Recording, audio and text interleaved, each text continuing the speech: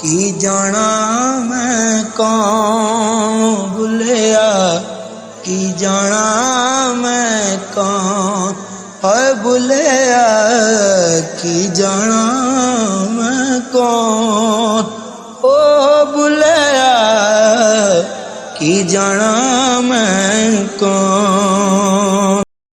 تنویر زلفی کی کہانی ڈاکٹر بختیار کی زبانی۔ آج کی کہانی ہے یادوں کے گلاب۔ لالا رخ کار میں بیٹھی شاپنگ کے لیے جا رہی تھی۔ وہ کھڑکی میں سے باہر دیکھ رہی تھی۔ سرسبز و شاداب درخت سڑک کے کنارے دائیں بائیں جھوم رہے تھے۔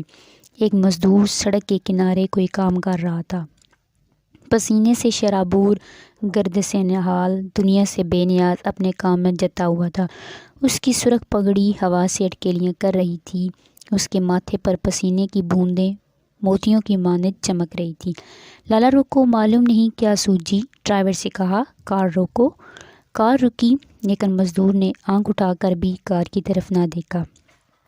وہ برابر اپنے کام میں مصروف رہا۔ لالا رخ نے دروازہ کھولا اور مزدور سے کہا، میں تم سے کچھ باتیں پوچھنا چاہتی ہوں۔ وہ اپنے کام میں مصروف رہا اور صرف اتنا کہا، میرا نصف گھنٹے کا کام باقی ہے، اس کے بعد ہی میں وقت دے سکتا ہوں۔ لالا رخ باہر نکل کر کھڑی ہو گئی۔ ڈرائیور کہنے لگا، مس آپ بھی عجیب ہیں، کس کسی کو لے بیٹھی۔ لیکن لالا رخ اس مزدور کی عظمت سے واقف ہو چکی تھی۔ وہ اس سے باتیں کرنے کی خاطر 4 گھنٹے بھی انتظار کر سکتی تھی۔ وہ مزدور جو ایک کار والی خوبصورت لڑکی سے باتیں کرنے سے اس لیے گریز کر رہا تھا کہ اس کے کام کا وقت تھا۔ وہ کسی چلاتا رہا، گرد اڑتی رہی، پسینے کی بوندیں ٹپ ٹپ گرتی رہیں۔ نصف گھنٹے بعد لالا رخ نے اسے یاد دلایا کہ نصف گھنٹہ ہو چکا ہے اور وہ اپنا کام ختم کرو، لیکن مزدور نے کہا، محترمہ، میں جتنا کام کرنا چاہتا تھا وہ نہیں ہو سکا، بس چند منٹ میں ختم کیے دیتا ہوں۔ جب اس کا کام ختم ہو گیا تو اس نے لالا رخ کو دعوت دی کہ اس درخت کے سائے میں چل کر بیٹھتے ہیں، وہیں اپنا مدعا بیان کیجیے گا۔ لالا رخ نے پہلی مرتبہ مزدور کا بغور جسمانی تجزیہ کیا۔ لمبا قد، سرخ و سفید چہرہ، لمبی کالی سی آنکھیں، فراخ پیشانی، وقارانہ چال۔ وہ دونوں درخت کے سائے میں بیٹھ گئے۔ سبز گھاس پر بیٹھ کر مزدور نے وہاں پر پڑی ہوئی ٹوکری کو اٹھایا، کپڑے میں لپٹی ہوئی سوکھی روٹی نکالی، ایک ڈبے سے ساگ نکالا اور اپنے سامنے کپڑا بچھا کر روٹی سجائی۔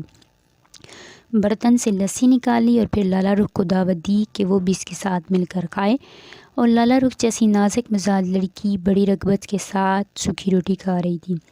تب لالا رخ نے جواب دیا، آپ مزدوری کیوں کرتے ہیں؟ اپنی بھائی کی تعلیم کی خاطر۔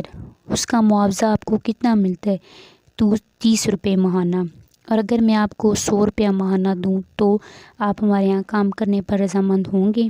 مجھے منظور ہے، کیونکہ میرا بھائی 30 روپے میں کالج نہیں پڑھ سکتا، 100 روپے اس کے لیے کافی ہوں گے۔ لالا رخ نے اسے اپنے کوٹھی کا پتہ دیا اور چل دی۔ شاپنگ کے بعد وہ اپنی سہیلی غزالہ کے پاس گئی تو اس نے دیکھا کہ نوجوان غزالہ کو پڑھا رہا ہے۔ اسے دیکھ کر لالا رخ ٹھٹک گئی۔ یہ نوجوان تو وہی مزدور تھا جسے وہ ابھی سڑک پر چھوڑ کر آئی تھی۔ صاف ستھرے کپڑے پہنے، سیاہ چشمہ چڑھائے، بڑے وقارانہ انداز سے غزالہ کو انگریزی پڑھا رہا تھا۔ نوجوان نے سر اٹھایا۔ غزالہ نے بڑھ کر لالا رخ کا استقبال کیا اور کہا، یہ ہیں سعید صاحب، میں ان سے ٹیوشن پڑھتی ہوں۔ لالا رخ سعید کی شخصیت میں کھو کر رہ گئی۔ کہاں مزدوری اور کہاں ٹیوشن پڑھانا۔ سعید کو آنے کا کہہ کر لالا رخ چلی آئی۔ شام وہ چہل قدمی کے لیے باہر نکلی تو اس نے سڑک کے کنارے ایک نیا کھوکھا لگا ہوا دیکھا۔ وہ اس کے پاس سے گزری تو اس نے دیکھا سعید چائے بنا رہا تھا، ایک لڑکا پکوڑے نکال رہا تھا اور چند لوگ بیٹھے چائے پی رہے تھے۔ لالا رخ کے لیے یہ تیسری نئی بات تھی۔ رات کو نائٹ کالج میں حسب معمول پڑھنے گئی۔ وہ 2nd ایئر کی طالبہ تھی۔ لائبریری میں سعید سے ملاقات ہوگی۔ وہ BA کا طالب علم تھا اور یہ لالا رخ پر ایک اور ضرب کاری تھی۔ وہ حیران تھی، یا اللہ تو نے کیسے کیسے عظیم انسان پیدا کیے ہیں۔ سعید بیک وقت مزدور بھی ہے، طالب علم بھی، دکاندار بھی، استاد بھی، لائبریری میں بھی کوئی خاص بات نہ ہوئی۔ البتہ لالا رخ نے اسے یاد دہانی کرائی کہ کل ضرور آئیے گا۔ تمام رات لالا رخ کو سعید کی شخصیت نے پریشان کیے رکھا۔ اگلی صبح اس نے اپنے بہترین کپڑے پہنے، خوب بن ٹھن کر وہ سعید کا انتظار کرنے لگی۔ 8 بج گئے لیکن سعید نہ آیا تو وہ باہر لان میں نکل گئی۔ گیٹ پر چوکیدار سعید کو روکے کھڑا تھا۔ سعید وہی کپڑے پہنے مزدوری کی خاطر آیا تھا۔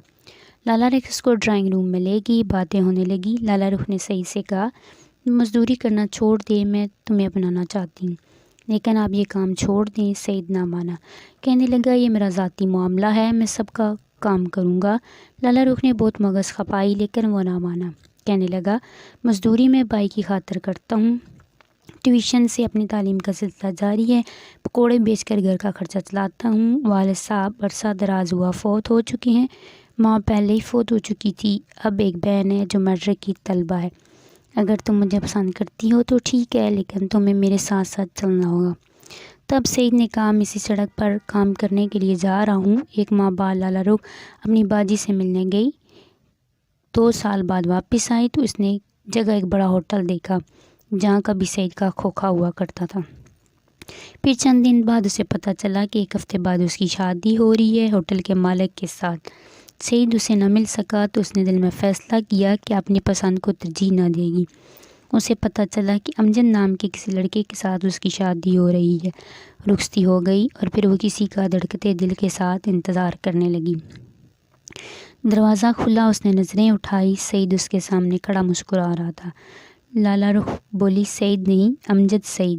بیٹا، میں نے اپنی کہانی تمہیں سنا دی ہے، بس تم بھی میری طرح محنت کرو، کامیاب ہو جاؤ۔